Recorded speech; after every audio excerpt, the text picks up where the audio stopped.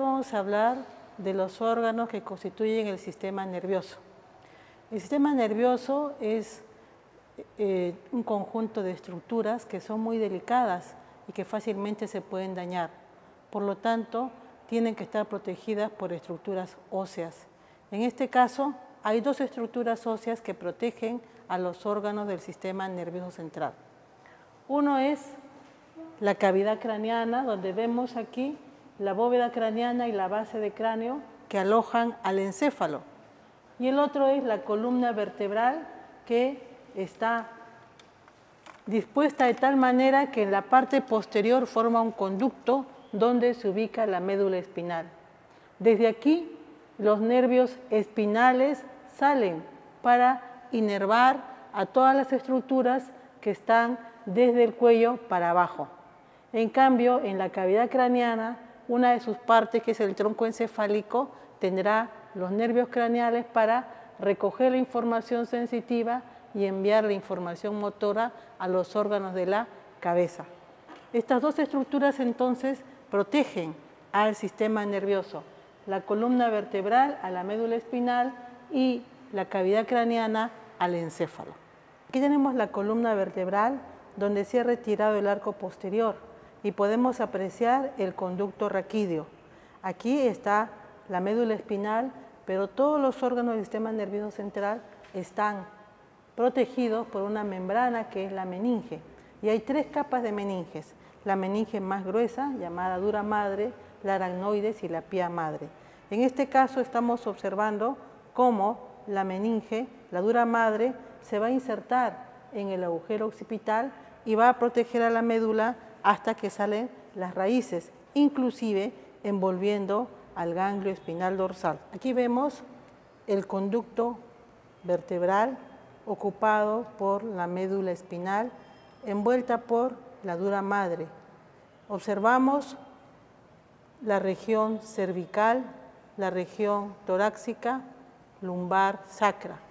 La columna vertebral mide 73 centímetros, mientras que la médula espinal entre 42 y 45 centímetros. Por lo tanto, no ocupa todo el conducto. La médula espinal empieza entre un plano que pasa por el agujero magno y la primera vértebra cervical y termina entre el espacio que hay entre L1 y L2. Característicamente vamos a encontrar que las raíces o nervios espinales, que son 8 pares, salen a nivel cervical, al principio por la primera vértebra cervical y por debajo de la séptima vértebra cervical. Casi se corresponden con las vértebras. Sin embargo, a nivel torácico, los cuerpos vertebrales son mucho más altos y eso hace que las fibras nerviosas torácicas desciendan 1 o 2 espacios, de manera que cuando termina la médula espinal, entre L1 y L2 queda una gran cantidad de raíces, lumbares, sacra y coccigia, que todavía no salen. Entonces, esa zona está envuelta por la dura madre, formando el saco dural, que contiene un conjunto de fibras que tienen un aspecto característico llamada la caudequina. En este caso podemos apreciar la envoltura, la protección, y aquí encontramos, por ejemplo, los ganglios espinales, que están envueltos y protegidos por la dura madre. Vemos que de trecho en trecho van alcanzando el agujero de conjunción, que es la zona por donde emerge el nervio espinal. La médula espinal envuelta por la meninge, y ustedes pueden observar aquí estas formaciones abultadas que corresponden al ganglio espinal dorsal, donde está la primera neurona sensitiva. La dura madre envuelve a toda la estructura, tanto en la parte proximal como en la zona distal. En esta parte distal podemos apreciar incluso a los ganglios lumbares, sacros, y cómo el nervio espinal que emerge va a formar los troncos que van a constituir el plexo lumbar, en este caso, para dar origen después al nervio como es este, que es el nervio crural, que va a inervar a la cara anterior del muslo, específicamente al músculo cuádriceps. nervio crural. Luego vemos otras raíces más inferiores que van a formar el plexo sacro y que van a formar un nervio tan importante como es el nervio ciático. Entonces, todos los nervios espinales salen de la médula espinal, van a constituir el plexo braquial para inervar a los miembros superiores, el plexo lumbar para inervar a los miembros inferiores y el plexo sacro para inervar también miembros inferiores y estructuras de la región pélvica.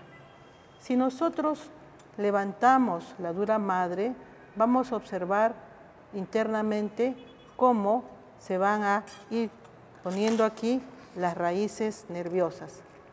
Observamos aquí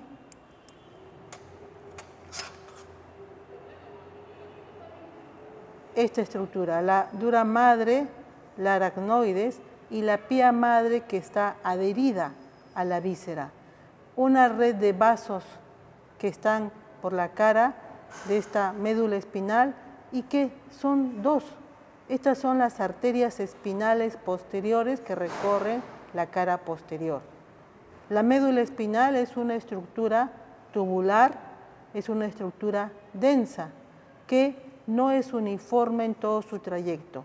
En la zona alta, en la región cervical, tiene un engrosamiento que se denomina la intumescencia cervical y que va a dar origen al plexo braquial. Luego la médula se vuelve a hacer angosta a nivel torácico para engrosar nuevamente a nivel lumbar. Esta es la intumescencia lumbar, donde se originan las raíces nerviosas que van a inervar al miembro inferior, a los órganos pélvicos. Y la médula termina en una formación conoide que se conoce como el cono medular. La meninge que está adherida a la médula es la pía madre y la pía madre se continúa después. Termina la médula y se continúa la pía madre formando esta estructura filiforme. Esto se conoce como el filum terminal. El filum terminal es una estructura meningia, pía madre, que ocupa el saco dural y que después sale del saco dural y se convierte en el ligamento coccigio que se va a fijar en el hueso. Es un medio de sostén para la médula espinal. Entonces, esta es la cara posterior y observamos muy bien aquí el surco medio posterior y la llegada de las raíces posteriores, todas estas raíces dorsales, posteriores o sensitivas, aquí se ve mucho mejor, forman un surco llamado el surco lateral posterior.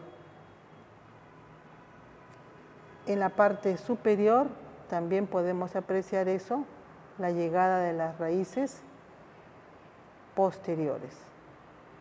Y en este caso vemos esta meninge que corresponde a la aracnoides. Entonces, la cara posterior presenta dos arterias, tiene un surco medio posterior, los surcos lateral posterior, ¿no? Y la llegada de estas raíces trae la información sensitiva. ¿Dónde está la primera neurona sensitiva? Aquí, en el ganglio espinal dorsal. La médula se continúa hacia arriba con el tronco encefálico a través del agujero occipital y termina entre L1 y L2 formando el cono medular. Hemos dicho que la médula no ocupa toda la región del conducto. Entonces, las últimas raíces, que son las raíces lumbares, sacras y coccigias, ocupan un espacio conocido como saco dural. Este conjunto de fibras se parece a la cola de caballo, de ahí el nombre de cauda equina. Tenemos la dura madre, la aracnoides y la pía madre. Entre la aracnoides y la pía madre hay un espacio llamado el espacio subaracnoideo lleno de líquido cerebroespinal. Las últimas raíces que forman la cauda equina están nadando en este espacio, en el espacio subaracnoideo. Y cuando termina la médula espinal, entre L2, L3, L4, L5 ¿no? Podemos introducir una aguja para obtener una muestra de líquido cefalorraquídeo y examinarlo y determinar si hay un proceso inflamatorio, infeccioso, en un caso de enfermedad neurológica. Además, vamos a observar que la pía madre envía prolongaciones laterales que se insertan en la dura madre. Esas formaciones tienen una característica, se parecen a un diente y se ubican entre la emergencia de un nervio y otro. Esto se llama el ligamento dentado, que es un medio de fijación de la médula espinal. Entonces tenemos medio de fijación, su continuidad hacia arriba con el tronco encefálico, hacia abajo el filum terminal, lateralmente tenemos el ligamento dentado y también tenemos la emergencia de las raíces o nervios espinales que salen por el agujero de conjunción. Ahora vamos a girar, a voltear para que ustedes puedan apreciar la cara anterior.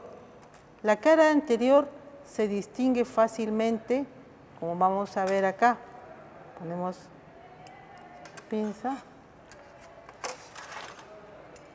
Podemos observar la cara anterior, donde rápidamente se puede observar que al centro hay un surco, el surco medio anterior. Sobre este surco medio anterior descansa una arteria, la arteria espinal anterior, que es arteria única, a diferencia de las posteriores, que son dos.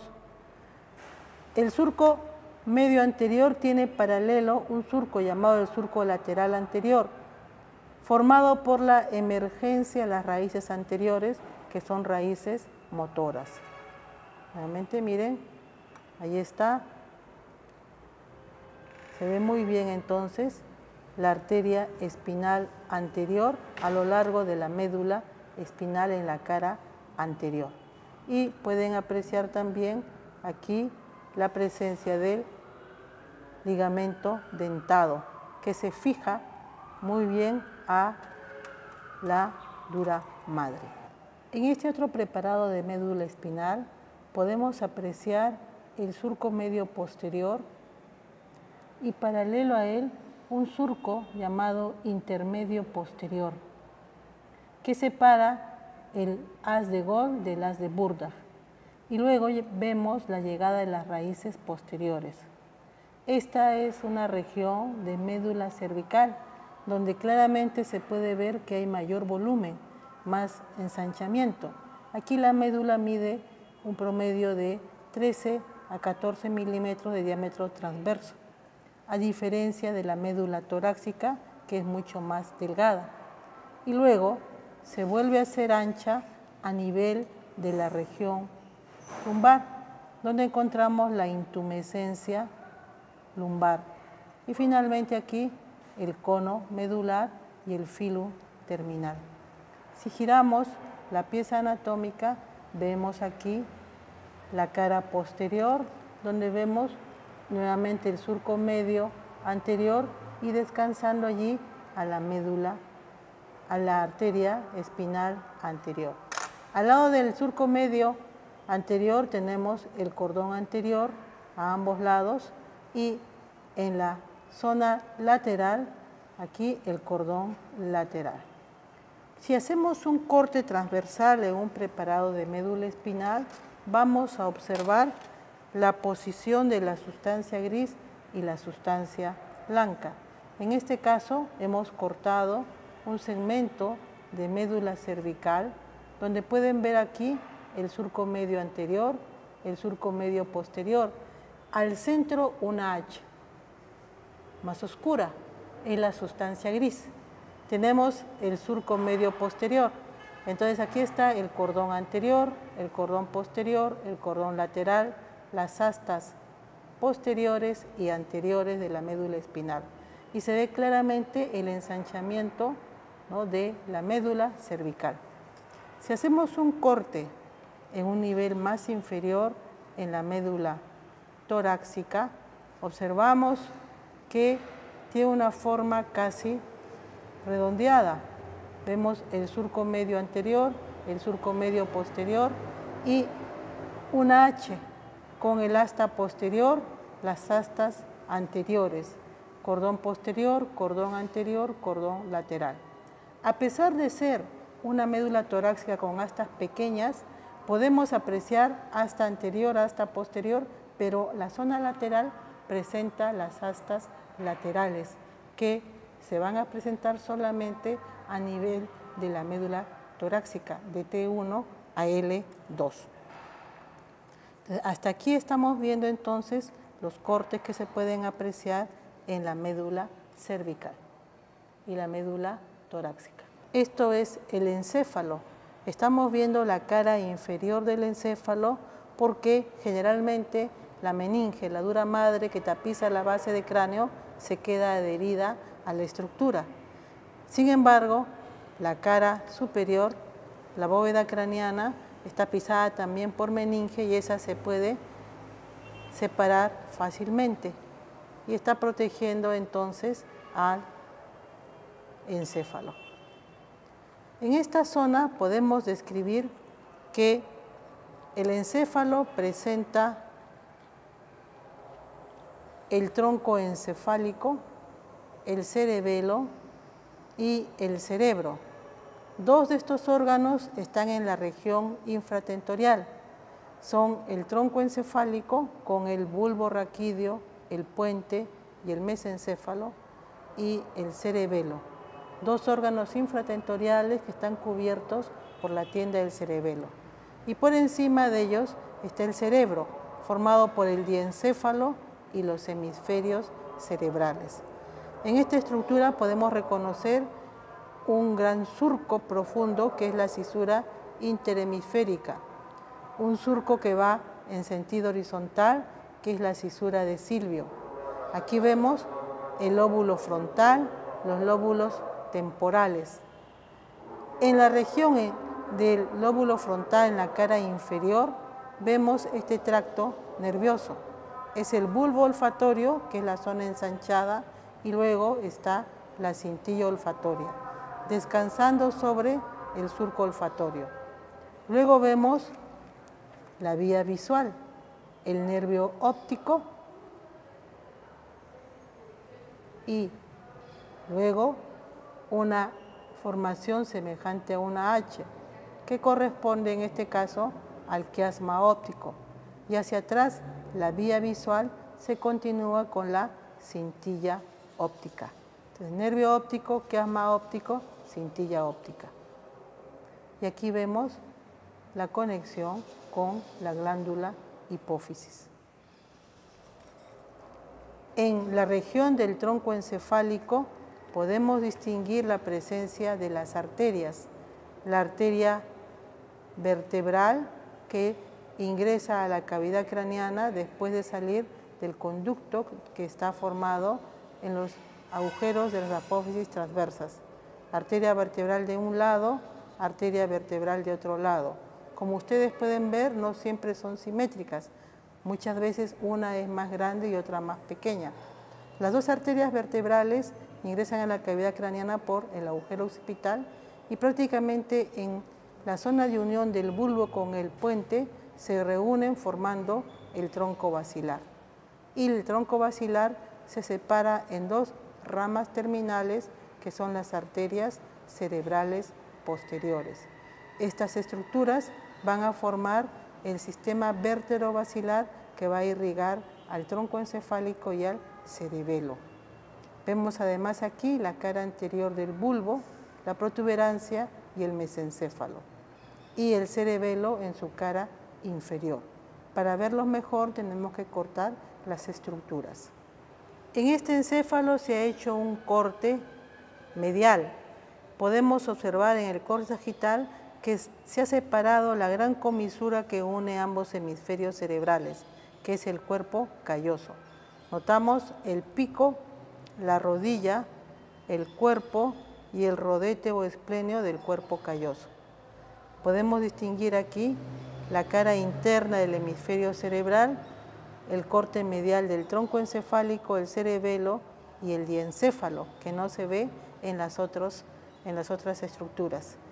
Hemos hecho un corte y esta región corresponde al bulbo raquídeo.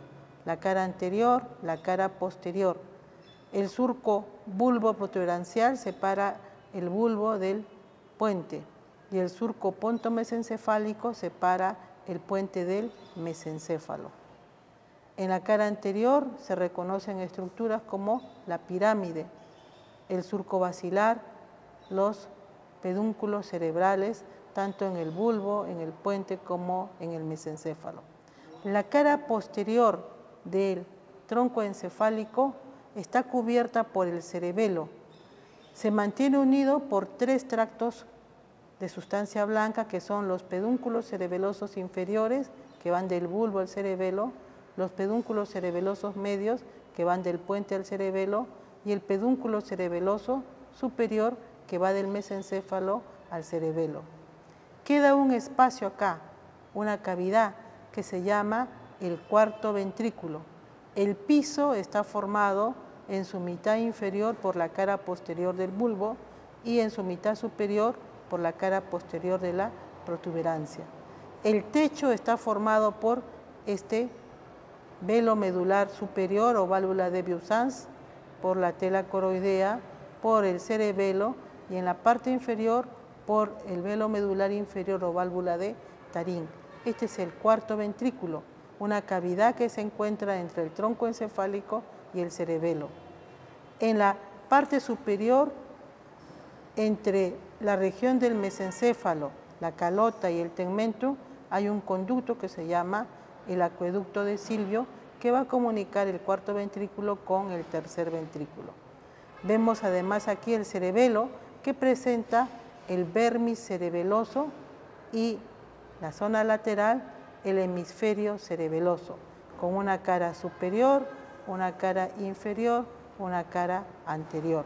Y aquí podemos apreciar algunos segmentos, ¿no? La língula que está pegada al velo, el lobulillo central, la región del culmen, la región del declive, la región del folium, la región del tuber, aquí la pirámide, aquí la úvula y aquí el nódulo. Las porciones que corresponden al cerebelo, al vermis cerebeloso. En la región del diencéfalo podemos apreciar esta eminencia que corresponde al tubérculo mamilar, estructura que se encuentra en el hipotálamo. Observamos la vía visual, en este caso el nervio óptico, el quiasma óptico cortado y se continúa con la cintilla. Esta región entre la vía visual, la continuidad con la glándula hipófisis y el tubérculo mamilar, esta región anterior medial es la región del hipotálamo. Luego vemos una formación ovoidea que es el tálamo óptico. El tálamo óptico es la estructura más voluminosa de la región del diencéfalo. Y en la parte posterior, por encima del mesencéfalo, en esta zona estaría la glándula epífisis o glándula pineal que corresponde a la región epitalámica. Entonces, vemos nervio óptico, quiasma óptico, cintilla óptica, aquí la conexión, el tallo hipofisiario, el tubérculo mamilar, un plano que pasa de manera horizontal por detrás del tubérculo mamilar y por encima de la lámina cuadrigémina, marca el límite inferior del diencéfalo. En esta zona vemos la cara posterior del mesencéfalo formado por la lámina cuadrigémina con los tubérculos cuadrigéminos superiores e inferiores. Además de las estructuras del diencéfalo, vamos a apreciar algunas conexiones que tiene el encéfalo. Esta estructura que está cortada corresponde a la comisura blanca anterior. Este tracto de sustancia blanca se denomina fornix o trígono. Entre el fornix o trígono y el cuerpo calloso hay una lámina, ¿no?, que se denomina el septum pelúcido y que si lo separamos observamos una cavidad. Esta cavidad que está en la profundidad de los hemisferios se llama ventrículo lateral, con un cuerno anterior, una región del cuerpo, un cuerno posterior occipital y uno inferior temporal. Y luego vemos la cara interna del hemisferio cerebral con el lóbulo frontal, lóbulo parietal, el lóbulo occipital. También podemos observar las ramas de la arteria. La arteria que irriga mayoritariamente la cara interna son las ramas de la arteria cerebral anterior que vemos acá. Viene por la cara interna, irriga toda esta zona. Y miren cómo se agota acá. Aquí termina, porque en esta zona, en el polo posterior, que es el lóbulo occipital, la arteria que irriga la zona es la arteria cerebral posterior. Vemos la cara anterior del tronco encefálico y recordemos el surco medio anterior, las pirámides y la oliva, el surco bulboprotuberancial, el surco pontomesencefálico. Vamos a señalar aquí cómo emergen las raíces de los nervios craneales. Empezamos en la zona del bulbo. Tenemos el surco preolivar. El surco preolivar presenta estas raíces que corresponden a las raíces del nervio hipogloso, 12º nervio craneal. Detrás de la oliva está el surco posolivar, donde vamos a encontrar la parte superior, las raíces del glosofaringio, luego las raíces del vago y en la parte más inferior las raíces del 11º nervio espinal. En el surco bulboprotuberancial, sobre la pirámide, vamos a encontrar las raíces del 6º nervio. En el ángulo pontocerebeloso, hacia esta zona, encontramos las raíces del 7º, el 7º bis y el 8º nervio acústico. Luego, en la cara lateral de la protuberancia están las raíces del trigémino. La raíz gruesa corresponde a la rama sensitiva e internamente una ramita delgada corresponde al componente motor. El 4º nervio es el único que emerge por la cara posterior, debajo de la lámina cuadrigémina, debajo de los tubérculos cuadrigéminos inferiores y da la vuelta para aparecer en la cara anterior. 4º nervio patético. Y el tercero es un nervio que emerge por la cara interna del pedúnculo cerebral. Tenemos 3º, 4º, 5º, 6º, 7º, 8º, 9º, 10º, 11º y 12º. Son los nervios craneales que tienen sus raíces a nivel del tronco encefálico. Tenemos el hipogloso, aquí tenemos el glosofaringio, el vago, el espinal, aquí el 6º nervio, el 7º, el 8º, aquí el 5º, aquí vemos al 4º nervio, viniendo de la cara posterior. Entonces, estos núcleos de los nervios craneales están en la profundidad, como ya hemos visto anteriormente. Además, podemos señalar en esta pieza la presencia del tronco basilar con sus arterias terminales, las últimas ramas que son las cerebelosas superiores, ¿no? Y aquí ambas vertebrales formando el tronco basilar, y en este caso emergiendo la cerebelosa anteroinferior o la llamada AICA. Entonces, esta es la morfología de los nervios craneales a nivel del tronco encefálico. Además, en esta pieza pueden apreciar las dos columnas ascendentes y divergentes, que son los pedúnculos cerebrales, y que deja un espacio llamado el espacio interpeduncular. Y en este corte se puede apreciar el mesencéfalo con el pie, la sustancia negra, el núcleo rojo, el acueducto de Silvio y en la parte posterior la lámina cuadrigémina con los tubérculos cuadrigéminos.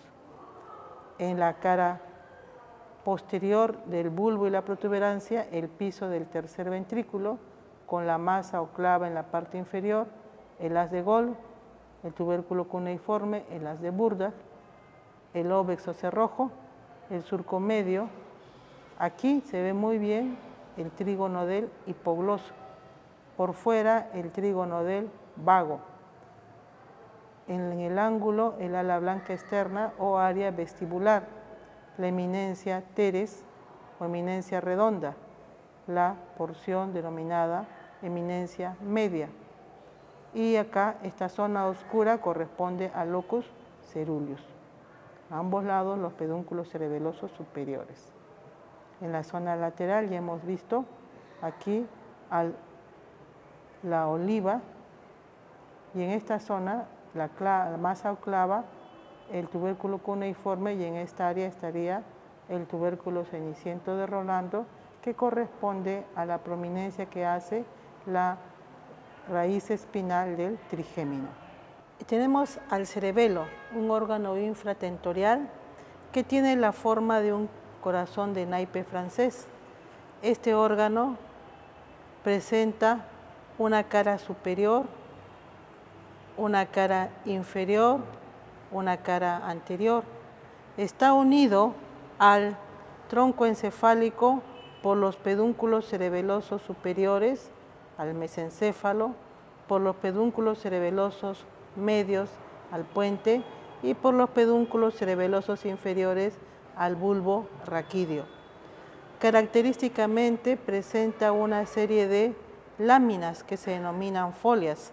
Esto se debe a que la corteza cerebelosa es tan voluminosa que para que pueda entrar en la fosa posterior ha necesitado hacer una serie de pliegues. Presenta una incisura anterior, una incisura posterior. La zona medial se conoce como vermis porque se parece a un gusano, y los lados se conocen como hemisferios cerebelosos. Vamos a describir ahora entonces la cara superior. En primer lugar vamos a mencionar que existen surcos que permiten separar al cerebelo. El surco más característico es el surco primario, que separa al cerebelo en un lóbulo anterior, un lóbulo posterior. Luego existe también la gran cisura horizontal o circunferencial de Bigdasir, que separa en una cara superior, una cara inferior. Y luego está el surco posterolateral, que separa la región del flóculo y nódulo del resto del cerebelo. Vamos a mostrar entonces las partes que corresponden al cerebelo en la zona vermiana. En primer lugar tenemos aquí el lobulillo central. Luego, esta porción elevada se conoce como el culmen, que queda separado del declive por el surco primario. Lobulillo central, culmen, luego viene el declive, y la última porción en la región superior es el folium. Si nosotros giramos, damos la vuelta, veremos que a continuación en el vermis cerebeloso tenemos el túber. Y luego esta porción grande, voluminosa, se conoce como pirámide. Luego esta porción delgada es la úvula y finalmente el nódulo. Tenemos entonces nuevamente lobulillo central, culmen, declive, folium, el túber, la pirámide que es voluminosa, la úvula y el nódulo. En relación al vermis vamos a encontrar que en los hemisferios cerebelosos, con el lobulillo central están las alas del lobulillo. Lateralmente al culmen está el lobulillo cuadrilátero anterior, o también llamado cuadrangular. En relación con el declive está el lobulillo cuadrilátero posterior, también conocido como lobulillo simple. En relación al folium tenemos la región llamada lobulillo semilunar superior. Si giramos, decimos que en relación al túber, que es esto que está aquí, ¿no?, vamos a encontrar al lobulillo semilunar inferior. En relación a la pirámide, esta gran masa, que es el lobulillo digástrico. Y aquí vemos a la úvula y a los lados las amígdalas cerebelosas, muy importantes porque cuando hay algún aumento de la presión o algún proceso expansivo en la región intracraneal, esto puede hacer que las amígdalas protruyan y traten de salir de su espacio, formando una hernia cerebelosa que puede comprimir el piso del cuarto ventrículo, donde hay núcleos fundamentales para la vida. Luego, de la úvula y las amígdalas tenemos el nódulo, y al lado del nódulo, aquí el paraflóculo y los flóculos a ambos lados. Esa es la división entonces del cerebelo. Filogenéticamente hablando, el cerebelo tiene una porción antigua dada por el flóculo, el paraflóculo y los flóculos a los lados. Es la zona más antigua que se relaciona con los núcleos del techo y tienen que ver con el equilibrio y va a enviar comunicación a los núcleos vestibulares. Luego, el lóbulo anterior va a recibir las fibras espinocerebelosas y va a intervenir en lo que se conoce como la regulación de la coordinación de los movimientos, en la medida adecuada de los movimientos, en la ataxia. El lóbulo posterior es el que recibe las fibras que vienen de la corteza cerebral y envía fibras al tálamo.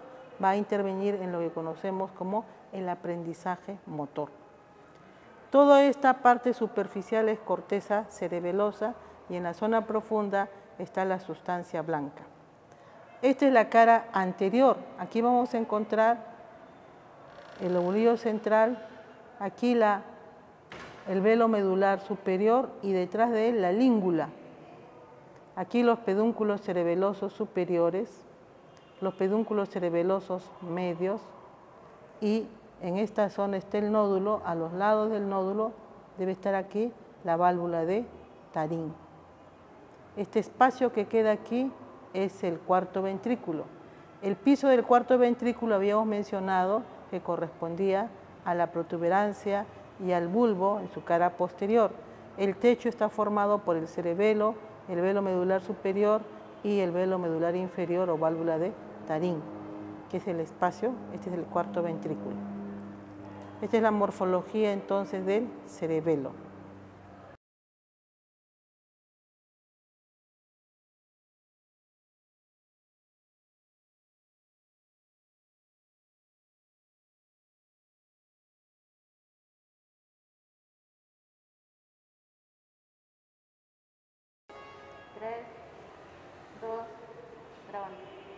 Estos son los hemisferios cerebrales que están separados por una gran cisura llamada la cisura interhemisférica.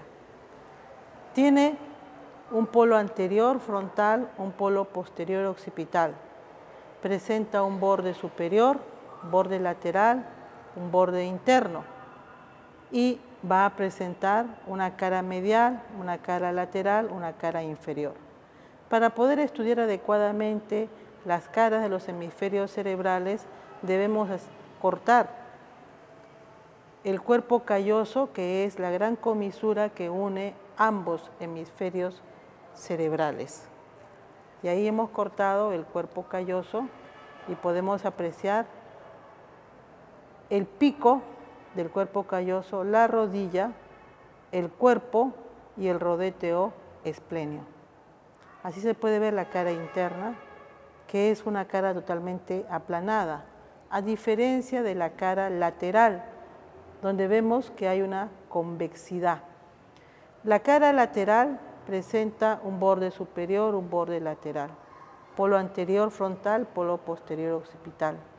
Hay una serie de prominencias y depresiones. Las prominencias son las circunvoluciones y las depresiones, si son muy profundas, son las cisuras. Si son más superficiales, son los surcos.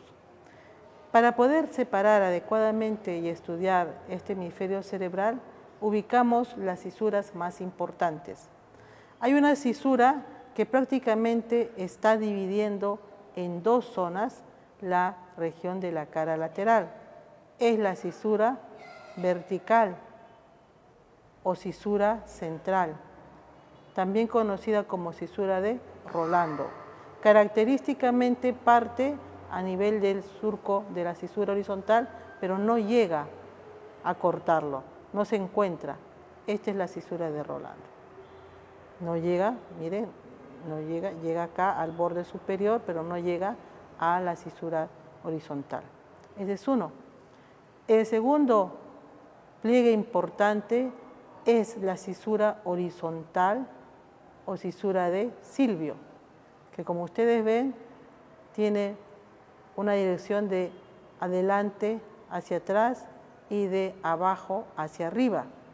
Y Silvio es cerrada por esta porción de circunvolución, esto que rodea, que cierra, esto se llama la circunvolución supramarginal.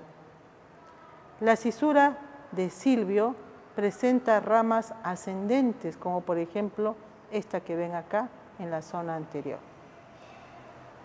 Hacia el polo posterior marcamos una muesca que hace la cisura perpendicular interna, que hace una pequeña aparición en el polo posterior. Considerando estas cisuras, vamos a dividir la cara lateral del hemisferio cerebral en las siguientes regiones.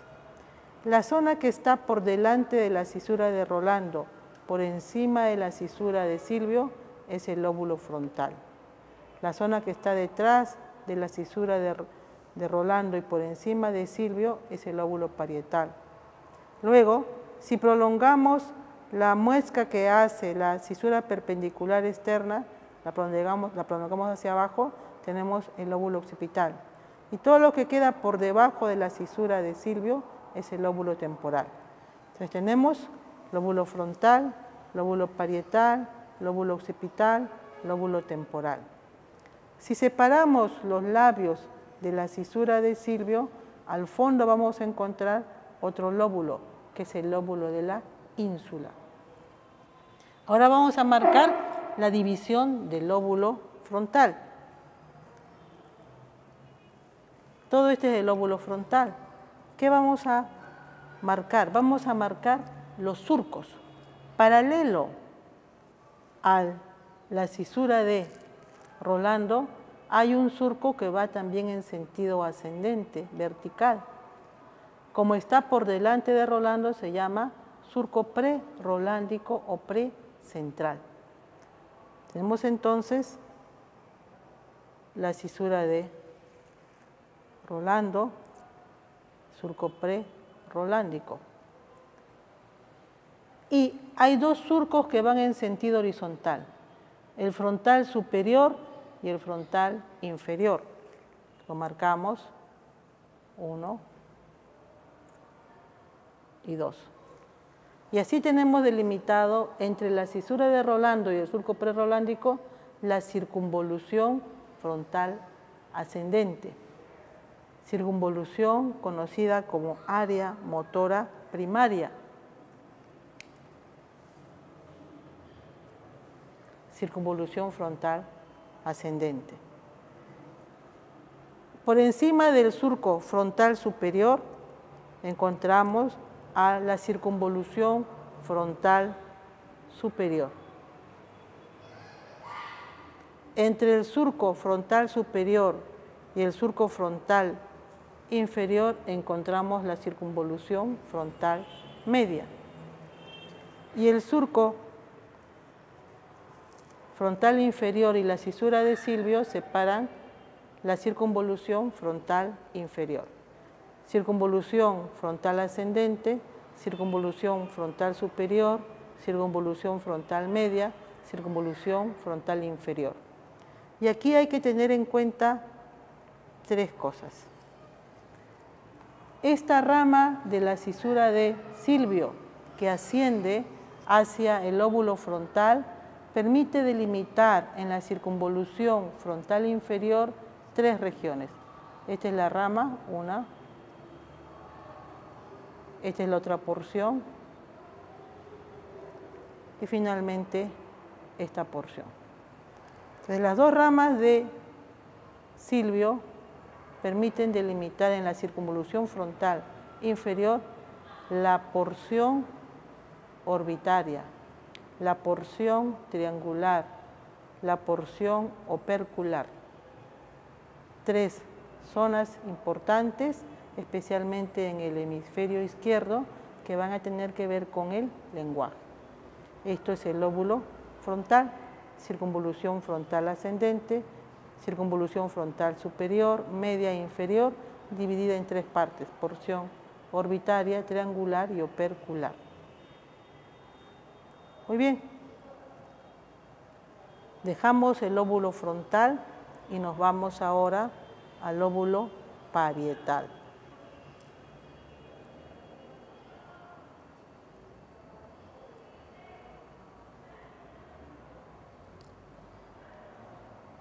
Tenemos a la cisura de Rolando.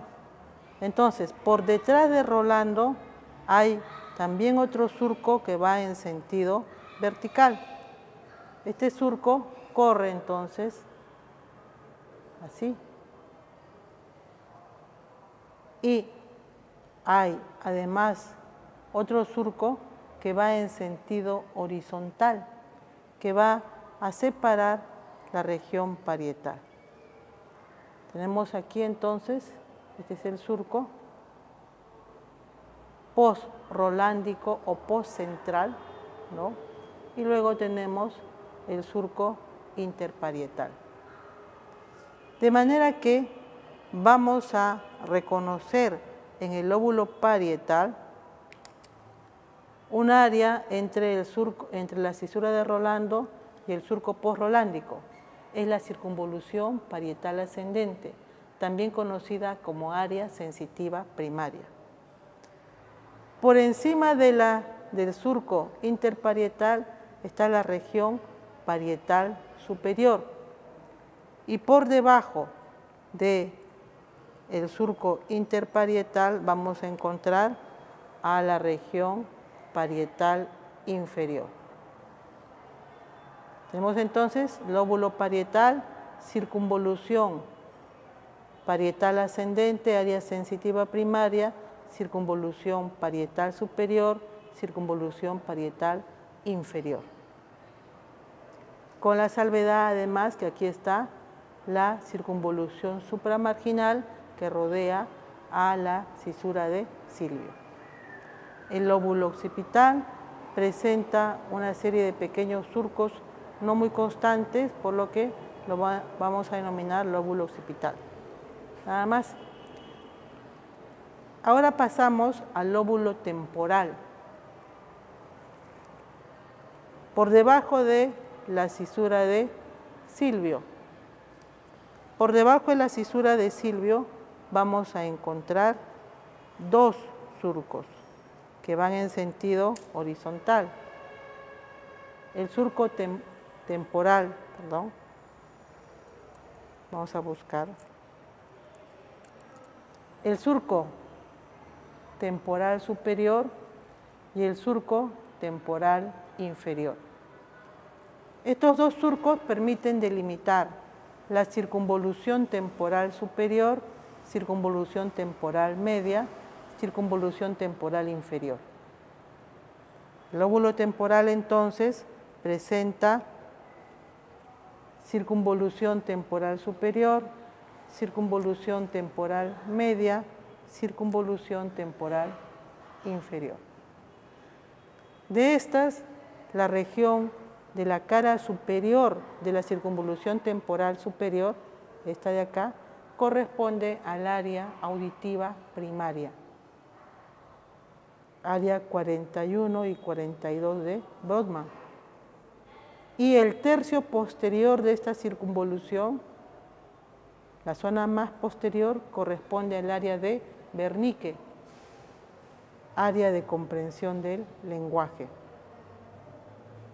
Habíamos señalado en el lóbulo frontal la porción triangular y la porción opercular.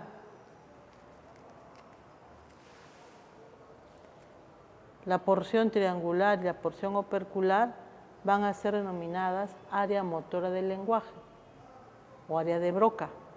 Allí se va a dar lenguaje hablado, la expresión del lenguaje. Mientras que en el área de Wernicke, el tercio posterior que hemos mencionado, ¿no?, se va a dar la decodificación de los sonidos verbales. Aquí se va a dar la comprensión del lenguaje.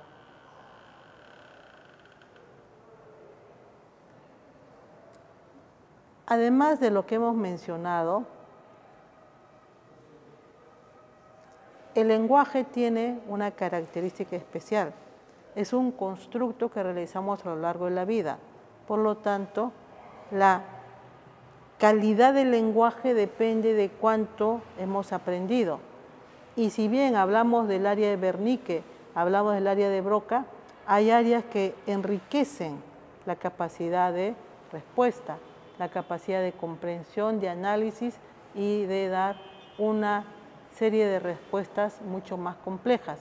Por eso intervienen, decíamos acá, la circunvolución supramarginal y en la zona donde termina, aquí donde termina, así esta zona, el surco temporal superior, así esta zona, ¿no?, vamos a encontrar la circunvolución angular o pliegue curvo, que también interviene en la adecuada decodificación de los sonidos verbales, pero especialmente interviene en la decodificación de los grafemas, quiere decir de la lectura. Eso especialmente en el hemisferio izquierdo. Hasta aquí lo que corresponde a la cara lateral. Veamos ahora la cara inferior.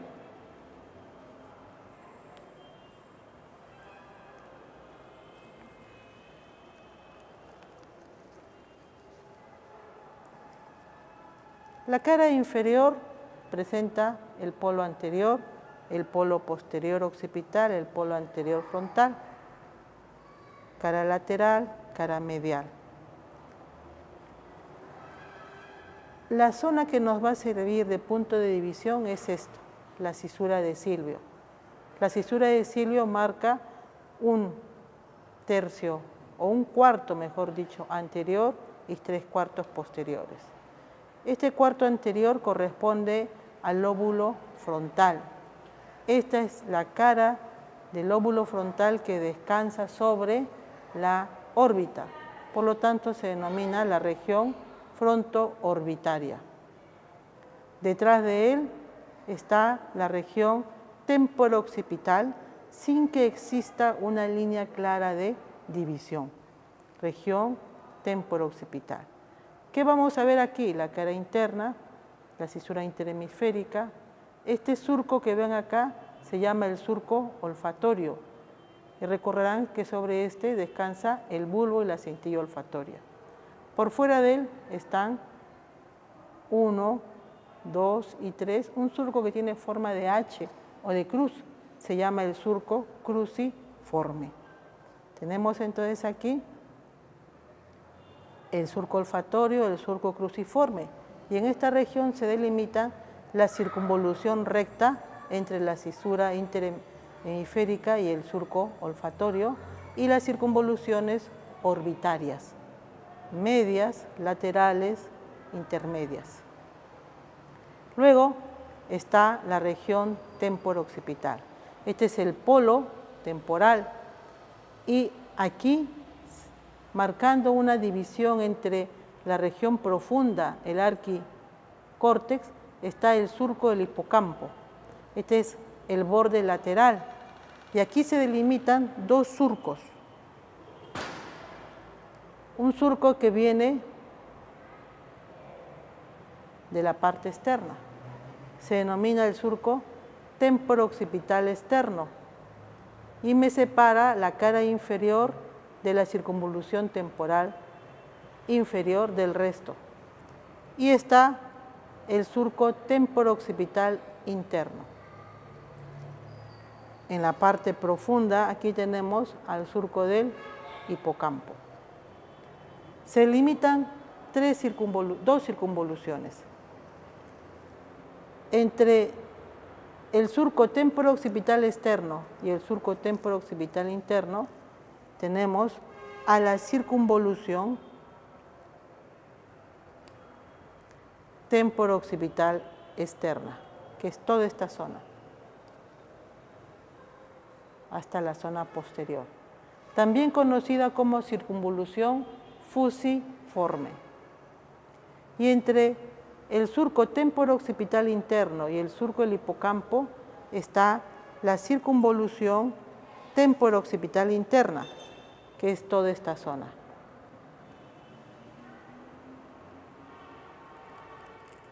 Adelante y en la parte posterior. Pero hay algo importante aquí.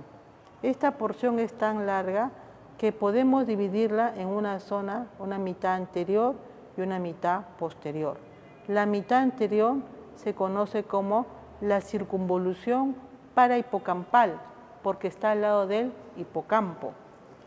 Y la zona posterior se conoce como circunvolución lingual, que va a ir hasta el lóbulo occipital, ¿no? Circunvolución parahipocampal, circunvolución lingual. Y ahí tenemos descrito toda la cara inferior. Ahora continuamos con la región interna, la cara interna. La cara interna característicamente presenta una zona aplanada. Habíamos señalado como estructuras que marcaban un punto importante, el pico, la rodilla, el cuerpo y el rodete o esplenio del cuerpo calloso. Por debajo del hemisferio cerebral de la corteza encontramos estructuras importantes. Habíamos señalado del diencéfalo, esto es el tubérculo o cuerpo mamilar. Aquí vamos a mostrar el tálamo óptico. Como estructura importante, esta región anterior, medial e inferior al tálamo es la región del hipotálamo. La región posterior inferior al tálamo es la región epitalámica. Esta es la zona del diencéfalo. Además, vías o tractos nerviosos, sustancia blanca, como son la comisura blanca anterior. Y el otro tracto importante que es el trígono o fornix.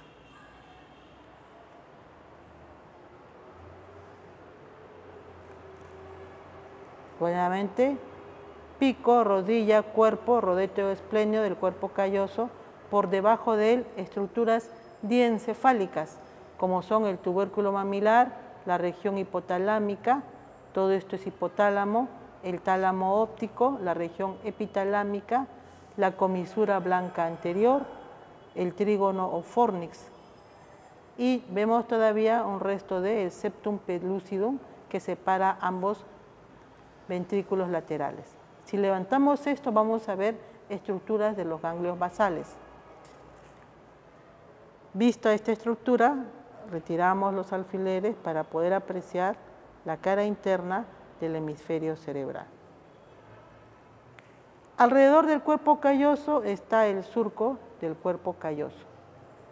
Paralelo al cuerpo calloso hay una cisura que empieza en la zona anterior, recorre la circunvolución y luego se va hacia arriba.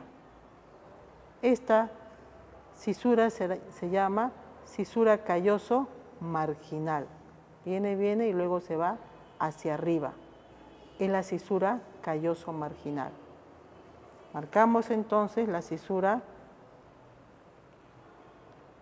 calloso marginal con su rama ascendente que se va al borde superior. Marcamos el surco calloso y luego hay una cisura que desciende casi vertical, que se conoce como la cisura perpendicular interna o parieto occipital interna. Es esta que ven acá. En la parte media del polo posterior, una cisura que va en sentido horizontal, es la cisura calcarina, que solamente la van a ver en la cara interna. Y estas cisuras y surcos permiten delimitar las siguientes regiones en la cara interna. Entre la cisura calloso y la calloso marginal encontramos toda esta área que se conoce como la circunvolución del cuerpo calloso. Circunvolución del cuerpo calloso. En la zona por encima de la cisura calloso marginal, esta circunvolución no es más que la cara interna de la circunvolución frontal. Luego, vamos a ver que la rama que se va hacia arriba, la rama marginal, permite marcar una zona. Aquí, miren ustedes, en esta zona termina la cisura de Rolando. Esa cisura de Rolando que termina allí hace que nosotros tengamos una porción anterior a Rolando y posterior a Rolando. Y esta área que rodea a la llegada de la cisura de Rolando se conoce como el lobulillo cuadrilátero, perdón, el lobulillo paracentral. El lobulillo paracentral porque está al lado de la cisura central. Una porción frontal y una porción parietal. Es importante, ¿por qué? Porque va a representar la inervación de los miembros inferiores. Entre la rama ascendente de la calloso marginal y la parieto occipital interna está este lobulillo. Este es el lobulillo cuadrilátero.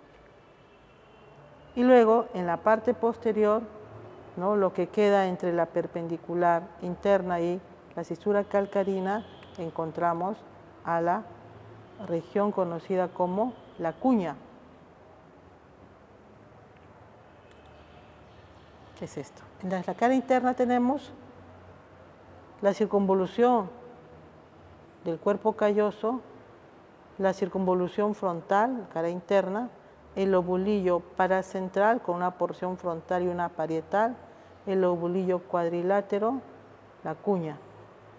Esta cisura calcarina marca el labio inferior y el labio superior, que es el área visual primaria donde llega toda la información visual.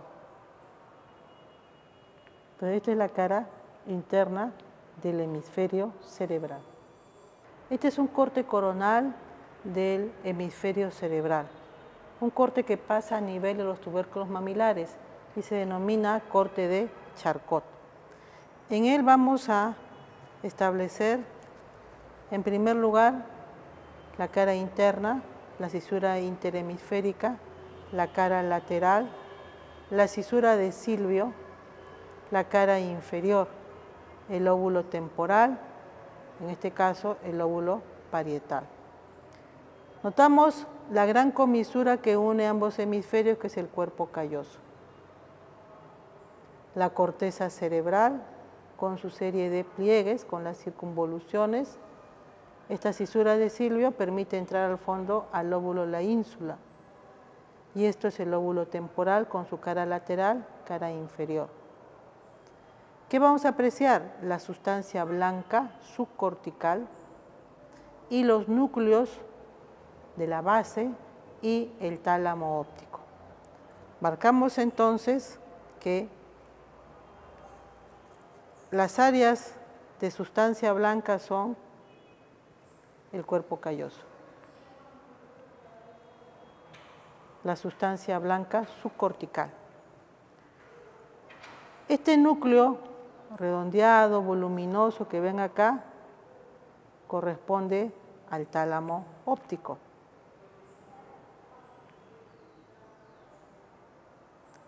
Por fuera de él van a notar una formación triangular. 1, 2, 3. Es el núcleo lenticular. Núcleo lenticular que tiene una porción clara y una porción oscura. La porción clara es el globo pálido, la porción oscura es el putamen. Entonces vamos a delimitar el putamen y el globo pálido. Separados por la estría medular interna. Núcleo lenticular. Hacia la parte superior, una formación redondeada oscura que corresponde al núcleo caudado. En este caso estamos viendo el cuerpo del núcleo caudado. Observarán ustedes además que hay un espacio de sustancia blanca que está entre el tálamo óptico y el núcleo lenticular.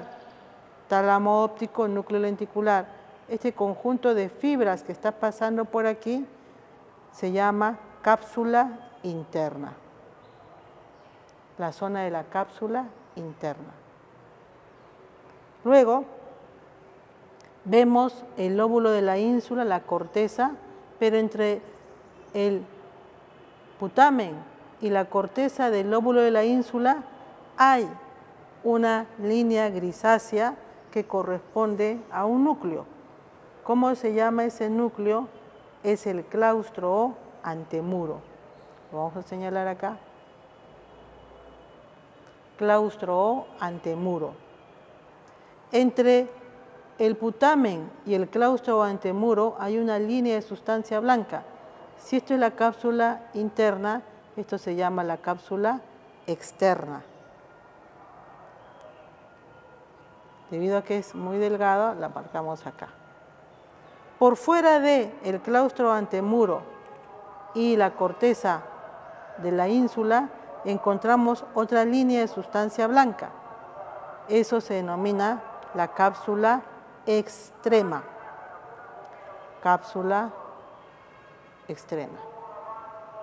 Entonces tenemos tálamo óptico, cápsula interna, núcleo lenticular con el globo pálido, el putamen, la cápsula externa, lo que conocemos como claustro antemuro, y la cápsula extrema.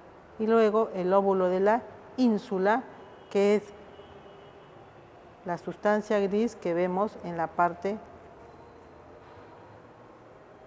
lateral. Estos son los núcleos que vamos a encontrar en la profundidad.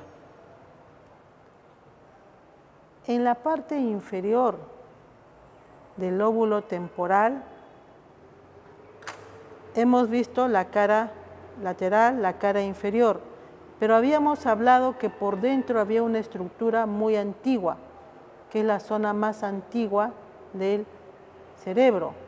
Esta zona corresponde al hipocampo. Y se ve muy bien aquí, ven esa línea blanquecina, ese es el alveus, y aquí está el hipocampo. En esta zona encontramos al surco del hipocampo.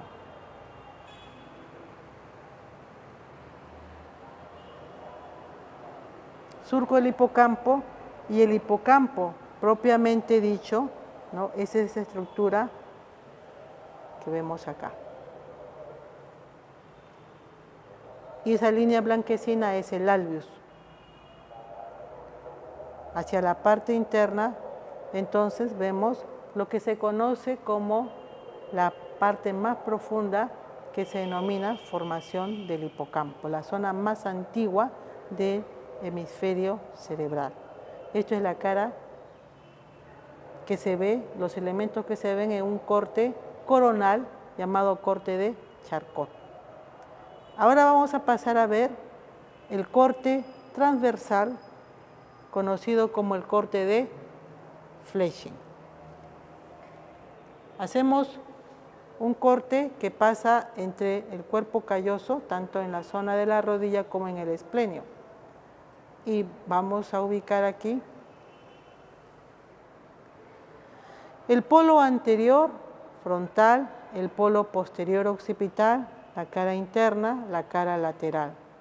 Esto es la cisura de Silvio, esto es el lóbulo de la ínsula, el cuerpo calloso aquí, el cuerpo calloso aquí, a ambos lados.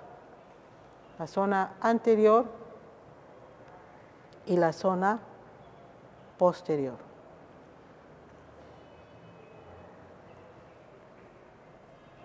Encontramos las mismas estructuras, pero en diferente proporción. Aquí está el núcleo caudado. Como ven, más grande, y esta es la zona de la cabeza del núcleo caudado. Hacia atrás, este núcleo de forma ovoide que es el tálamo óptico. Por fuera del tálamo, por fuera del núcleo caudado, hacia la zona lateral, encontramos este núcleo, un lado, dos lados, tres lados, núcleo lenticular, con el putamen y el globo pálido, ¿no? Se nota muy bien, entonces, todo el núcleo lenticular. Y aquí vamos a encontrar sustancia blanca.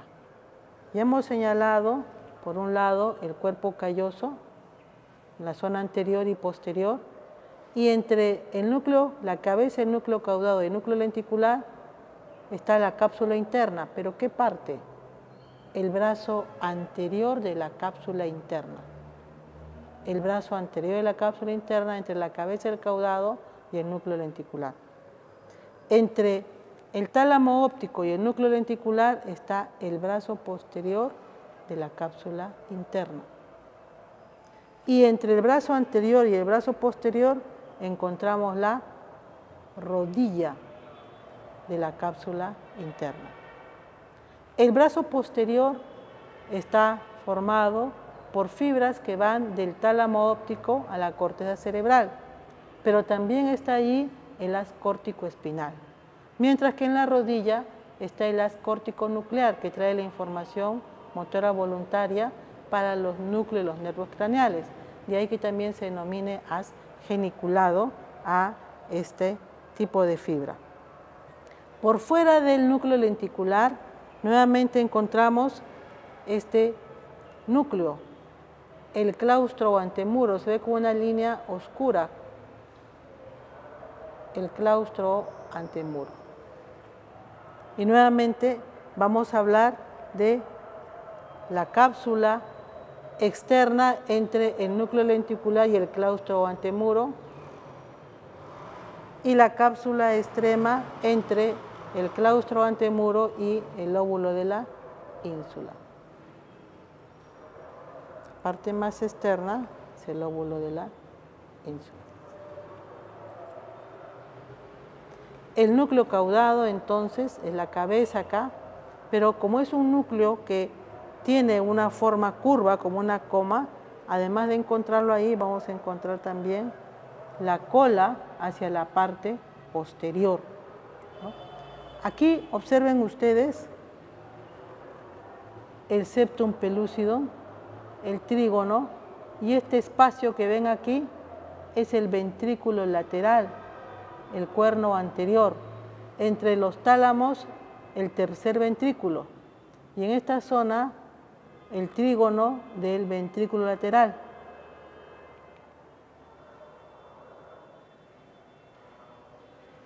Esas son las estructuras que se pueden apreciar en este corte de flecha. En este preparado que permite ver la cara inferior del hemisferio cerebral y su continuidad con el diencéfalo y el mesencéfalo, podemos apreciar el nervio óptico, el quiasma óptico cortado y la cintilla óptica. Fíjense ustedes cómo la cintilla óptica se continúa, cómo va rodeando, abrazando al pedúnculo cerebral y cómo se dirige hacia atrás. Y aquí ustedes van a observar dos eminencias, cintilla óptica y aquí. Estas eminencias que ven acá son los cuerpos geniculados, cuerpo geniculado lateral y cuerpo geniculado medial. Específicamente, la vía visual va a terminar en el cuerpo geniculado lateral, que está inmediatamente por debajo, este es el tálamo óptico, está por debajo y hacia la parte posterior y lateral del tálamo óptico. Esta es la región metatalámica. Vamos a marcar con el color el trayecto entonces de la vía visual. El nervio óptico, el quiasma óptico, la cintilla óptica que va rodeando al mesencéfalo hasta que llega aquí, al cuerpo geniculado lateral, que es su punto de término, ¿no? Y esta es la vía visual. Además, podemos apreciar mejor la circunvolución temporo-occipital interna en su mitad anterior, conocida como circunvolución del hipocampo. Si nosotros introducimos, ¿no? Nos introducimos en la parte interna, vamos a ver algo muy característico. Este es el surco del hipocampo. Y si ustedes notan, aquí hay una estructura como si fuera una estructura dentada. ¿Ven? Como si fuesen los dientes de un choclo. Esta es la circunvolución dentada. Tenemos entonces circunvolución del hipocampo, surco del hipocampo y la circunvolución dentada. Y luego encuentran este fascículo. Este fascículo es la fimbria, que luego, cuando se vaya hacia la parte superior y pase por debajo del rodete esplenio, se va a convertir en el trígono o fornix. Y por dentro ven esta estructura. Esa estructura que está acá. Esto es el hipocampo, todo esto. Cabeza del hipocampo, cuerpo del hipocampo, cola del hipocampo. La zona más antigua. Junto con la circunvolución dentada corresponde a el arquicórtex, corteza trilaminar y zona fundamental para la memoria. Entonces estamos viendo circunvolución parihipocampal, circunvolución dentada, la fimbria y el hipocampo, con su cabeza, cuerpo y cola. Esta es la zona más antigua, como hemos señalado, y es importante para la memoria.